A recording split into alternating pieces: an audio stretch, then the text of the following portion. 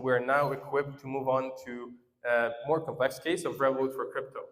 So again, the ask from the team was that we need to grow the number of customers that we have in crypto. We have a great retailer referrals program. We definitely want to launch a referral program in crypto. The difference being that crypto is not a standalone app like Revolut Business.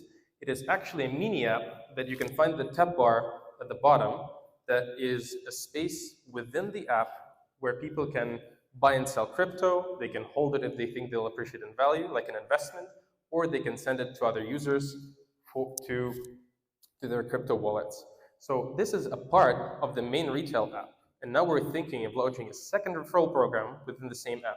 I mean, Revolut is a super app, and we are packing a lot of stuff in there, but this is just a lot of complexity to consider. So we had to, again, ask ourselves the basic question. So first, who are the referrers? Again, crypto users, people who used it and who can share the love they have for the product, who experience the core value. And next one is, who are the invitees? And this is where the question becomes more tricky, and you ask a follow-up. Do we target existing users who already have Revolut but haven't tried crypto? Or do we target users that are new to Revolut? And from a business perspective, you would of course want to make a really nice business case and target people outside the app. This way your total addressable market is bigger and the business case could look much nicer in terms of acquisition. But the problem with this is it would clash a lot with the main referrals for retail, right? Because this way the customers would be having two communications about two different referral programs at the same time, and that would confuse users. Then the question is, how do we do it? So that brings us to the best practice number 3. Be mindful of existing product landscape within a larger product. So Revolut is large, and we have to always consider what are you affecting, where are you clashing with other products if you're developing something new. Does this value proposition copy something that is offered somewhere in the app? Because there are many talented product managers that are launching different growth hypotheses at the same time. So just a quick refresher how the rewards for retail look, right? So that is the screen. So we started thinking, how can we marry those two referral programs? Can we maybe upsell crypto somehow? So option 1 is, again, going for existing users. You can put it into a crypto mini app and keep it there. Option 2, try to have two referral programs blend into each other somehow. Next slide, please. So one of the options we considered is adding an upselling feature to the existing referrals, right? Again, I'll read this out for you. There is a banner right here that's supposed to be purple and catchy, but the projector doesn't show it, that says, earn an extra 15 pounds in Bitcoin, get a reward when your friends try crypto. So again, the idea being that crypto users would receive this upsell with an extra communication once they have invited friends. This is really nice, and it would probably work. The only issue with it is that it would require two different user flows. One would be living in the crypto mini app, right, with a referral for crypto living there, covering two user bases, the existing users and the new users. And then you would have the new users covered here again to upsell them here. So we thought about it, but we decided to not go with this option because it introduced too much complexity. We parked it for the long-term vision because this exactly didn't really help us to test the main value hypothesis. If you think about it, you can keep the two campaigns at the same time and not blend them in the UX. If people want to invite a friend to crypto, they can first go to the retail referrals that we communicate in the app extensively, invite them, and then follow this up with the crypto referral. So to answer this question, who are the invitees, we decided to go with existing users who haven't tried crypto before. This way, we were able to keep the products completely separate, right? So the retail referrals cover new users, and referrals for crypto cover the existing users. For the reward conditions, we decided to go with something simple. Chances are, if you're inviting a friend to crypto, they're new to it and they haven't tried crypto before. Otherwise, they would have already tried it. And in this case, we want to introduce something really simple just to give a taste of what investing in crypto is like. So we picked a very simple step, which is buy some BTC or any other cryptocurrency worth a certain threshold, which is dependent on the market. And if the invited user bought the said crypto, then we would reward the referrer with some money. And in terms of timeline, do we give a timeline, right? I've spoken about the timeline, how it's important to cut off users that are unwanted. But in this case, we decided to go with no timeline because it didn't help us test the value hypothesis, right? The timeline helps to make it work in terms of economics, but it doesn't help you to test if users are willing to invite a friend to join crypto. So we decided to leave it out. Another reason is having two timelines in the app at the same time about two different referral programs could be a tad confusing. So again, we had to cut complexity. Yeah, and that brings me to the best practice number 4, which is cut scope. It's my favorite one. And I thought how to make it more prominent is cut scope. It is the most important part of building the MVP. It is very frequent that POs fall in love with what they're drawing with the designers. They really want to make a really fancy looking presentation to the CEO of how good the product will be.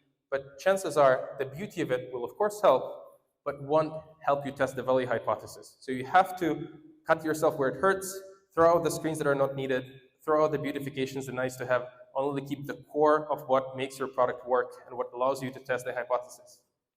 So here comes the design. We have figured out everything how to make a referral for crypto, so it's time to get to drawing. So first is the entry point, right? I mentioned that it's really important to not confuse the two referral programs. So we opted out of any external communications, meaning emails, pushes, and stuff like this about referrals for crypto. So just to test it, we just put a small banner, it's here in the bottom, saying get 15 BTC for free for friends that try crypto. Apologies for the small font. And this would be the only entry point for now for the referrals into crypto, because for MVP, that would be good enough to see if there is a demand. For the main screen, we basically reused and refreshed some assets for the crypto use case, and your friends on Revolut have to join crypto and invest in crypto, and you could see how there is no deadline. Then we had to actually share the referral link, and that's where, again, the complex part comes in. We can't really reuse the sharing of that I've shown previously because it's external sharing, and we could, but it wouldn't be too effective, right?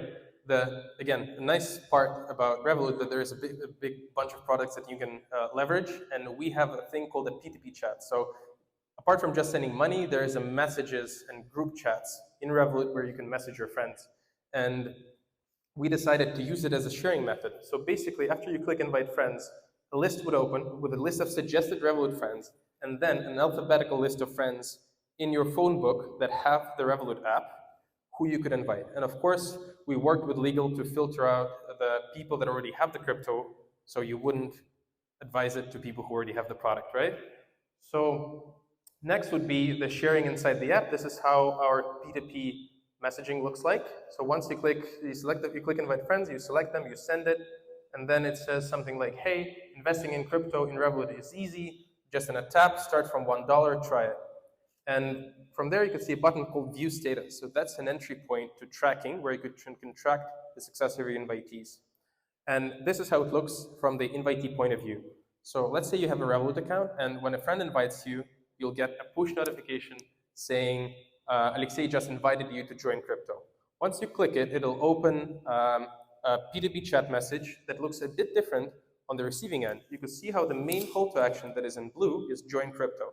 And that is important because it's our conversion point to acquisition. So we'd only pay rewards to people that weren't just invited, but that actually clicked that join crypto button. This way we know that they came through referrals, and that's the attribution part that matters. After they click it, that starts the Instagram story like video about crypto and what we can do with the get started button. So that's an easy onboarding process on the invitee side there. So time to develop it. Again, it was a different team with the same number of resources. Again, one designer, one backend engineer, two mobile engineers to do it. And in terms of scope, this was a bit wider. So we had to do the new business logic, which was just buying crypto was a bit simpler.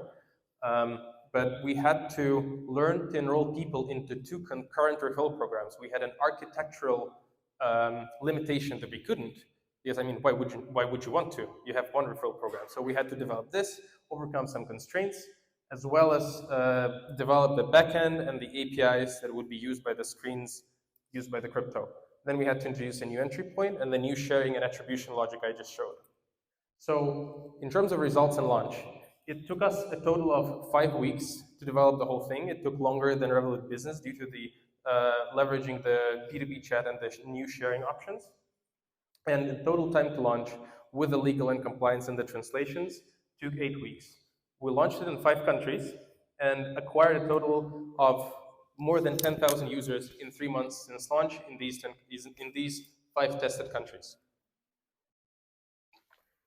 But that's an interesting case because we actually discontinued the crypto referrals for now. And the interesting bit here is that we have successfully tested the value hypothesis. People actually want to invite friends to join crypto. It works, but the unit economics didn't. Turned out a bunch of people who were attracted by this program just wanted to get the cash. I mean, surprise, right? So they joined, yeah. So they joined crypto, they bought some BTC, they got their reward, and then they bounced. So the lifetime value wasn't good enough. It was good for a certain cohorts of users, but we are flooded with let's not call them fraudsters, but people who weren't in it for the crypto, let me call it this way. So the lifetime value wasn't good enough to justify the payouts of the rewards. One of the options you can do is reduce the reward, say, I don't know, from $15 to $5. This way you'll attract way less people, so it doesn't really make sense. The solution here we're developing is replacing the buying crypto with crypto staking. So you want something that wouldn't allow people to get the money out that they just earned. So crypto staking is a feature where you put some crypto aside and it earns you some ROI over time and it stays there locked for some time. And that is basically the solution, right? You want people to get interested in crypto, you want them to get excited about crypto, and you want them to come back and check out on their investment. How is it doing? Did Bitcoin appreciate in value? I know it did now, right? But it wasn't was going up a year ago. So you want to get people interested, and we can go to the best practices. Yeah. So this is the wrap up. Again, quick recap. We talked about what makes a good MVP. We talked what makes the referral programs tick, and we talked about how we launched 2 referral programs for 2 different products. So again, just to reiterate. First, cut scope. Every time you love something, ask yourself, is it really necessary for me to test the value hypothesis I'm testing? The results might surprise you. Second, be mindful of the existing product landscape. Try to not break whatever is already working and try not to clash with the existing value propositions if you're implementing something that has a lot of other products in the landscape. Number 3, reuse as much as you can to make the development quicker. And number 4 is don't do the 0.3 mindlessly, adapt whatever you're reusing, both in terms of UX and in terms of business logic and product logic to make sure that it really serves your customers' needs. Okay, I think that's the wrap up. Thank you so much.